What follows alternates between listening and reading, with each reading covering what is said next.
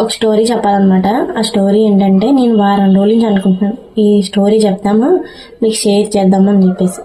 Story ఏంటంటే, మా ఆయన గారు ఆన్లైన్ పువ్వుల మొక్కలని విత్తనాలు తీసుకుంటే నేను మా ఆయన గారికి నిన్న ఒక వారం రోజుల ముందు తోటకూర చుక్కకూర విత్తనాలు తీసుకున్నాను. అది ఆన్లైనే. అయితే సరే అని చెప్పేసి నేను మా ఆయన గారు వేయట్లేదు కదా అని చెప్పేసి నేను ఏం చేశానంటే 2 ఆన్లైన్ బ్యాగ్స్లో నేను వేసాను, షీట్స్ వేసాను. వేస్తే నేను మార్నింగ్ వేసాను, మా ఆయన గారు ఈవినింగ్ వేసారు. ఆ వీడియో కూడా మన ఛానల్లో ఉంటుంది, చూడండి. అయితే ఇది నా మొక్క. ప్రజెంట్ ఏంటి ఈ మొక్క అంటే చుక్కకూర అనమాట. తెలుసు కదా, ఆకుకూరలో చుక్కకూర ఉంటుంది. ఇది పాలకూర అనమాట, చూడండి. ఇది కూడా నేనే వేసాను.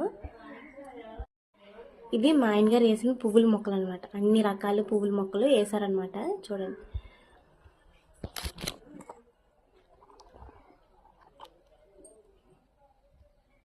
కుందేలు తాంబేలు కథ ఉంటుంది కదా, అలా ఉందన్నమాట. ఇది ఈ రోజు స్టోరీ.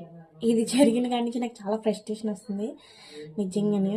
ఎలాగంటే నేనంట కుందేలు అనమాట, మా ఆయన గారు తాంబేలు. స్లో మోషన్లో వెళ్ళిన మా ఆయన గారే గెలిచారు.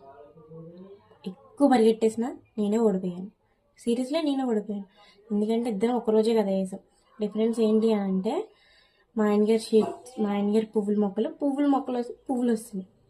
అది ఎదిగింది కానీ ఆ ఆకుకూర కూరకు పనిచేయలేదు. చిన్న చిన్న మొక్కలు అన్నమాట.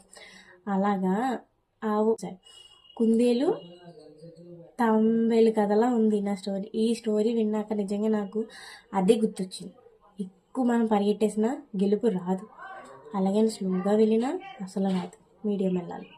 ఓకే, ఇది ఇలాంటి సిచ్యువేషన్ మీ ఇంట్లో జరుగుంటే కామెంట్ చేయండి. నాది ఇంత భయంకరంగా స్టోరీ అని చెప్పేసి భయపడకండి. బాయ్.